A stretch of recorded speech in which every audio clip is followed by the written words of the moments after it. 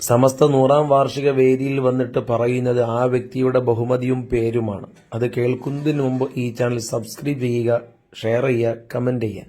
കേൾക്കാം ആ വാക്കുകൾ.